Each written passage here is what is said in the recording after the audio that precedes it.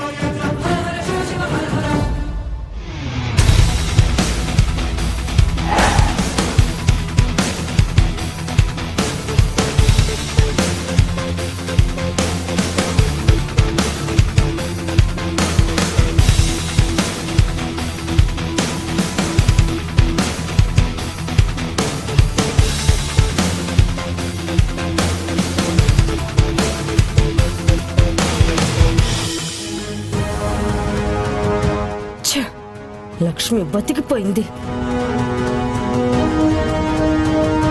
లక్ష్మి, కంగారు పడుకో. చాలా థ్యాంక్స్ అమ్మా.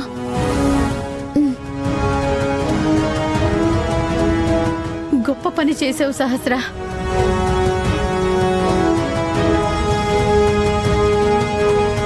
మా బిడ్డని కాపాడేవమ్మా.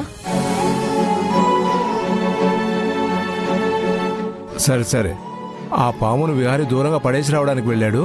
పంతులు గారు, మీరు మిగతా కార్యక్రమాలు కానివ్వండి. అలాగేనయ్యా.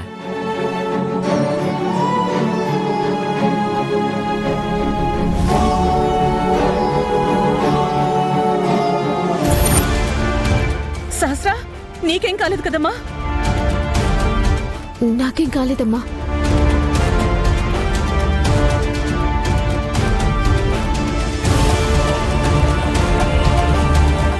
నానా, ఇలా కార్యక్రమం మధ్యలో పాము రావటం దత్తతకి ఆటంకం కలిగించటం అరిష్టంలా ఉంది.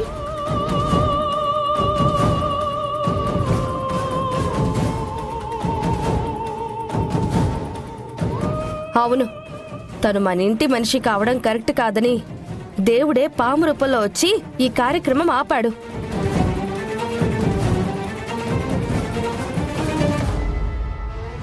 అవును, నాకు కూడా అలాగే అనిపిస్తోంది.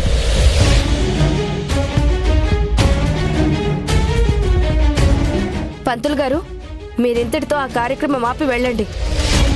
ఆగండి పంతులు గారు.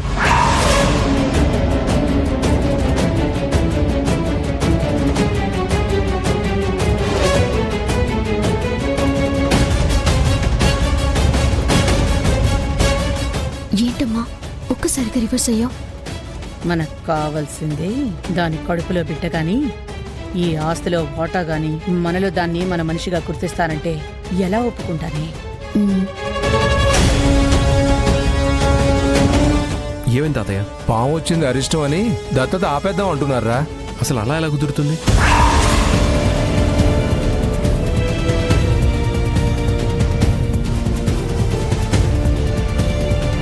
అదంతేలే విహారీ, పాము రావడం అపశకునం.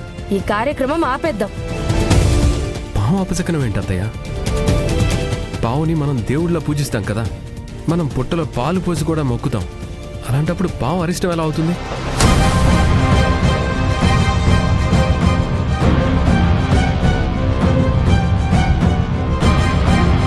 కరెక్ట్గా చెప్పావురా. అదేం కాదు పంతులు గారు, మీరు చెప్పండి, ఇలా పాము రావడం అరిష్టమా? అదేం లేదమ్మా.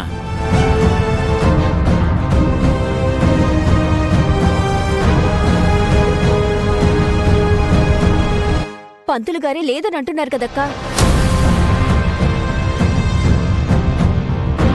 పంతులు గారు, మిగిలిన కార్యక్రమం పూర్తి చేసి ఈ దత్తత కార్యక్రమం పరిపూర్ణం చేయండి. అలాగేనయ్యా.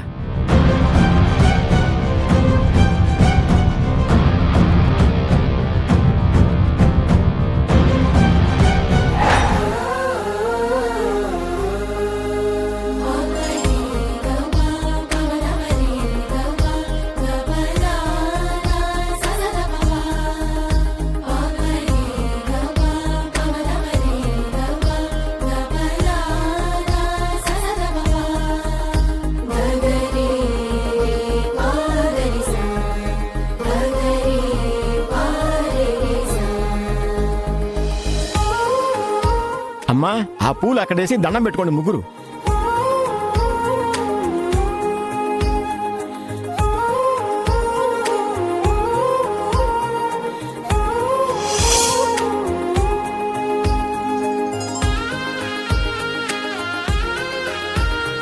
అమ్మవారికి దండం పెట్టుకోండి అమ్మా ముగ్గురు.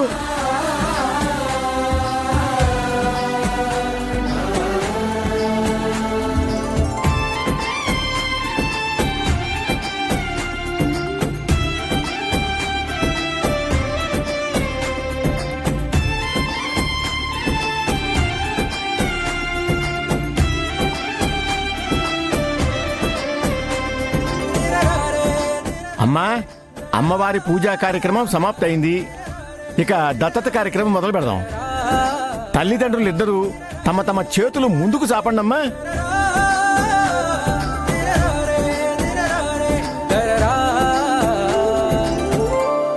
అమ్మా, నీ కాబోయే అమ్మా నాన్న చేతిలో చేయి పెట్టమ్మా.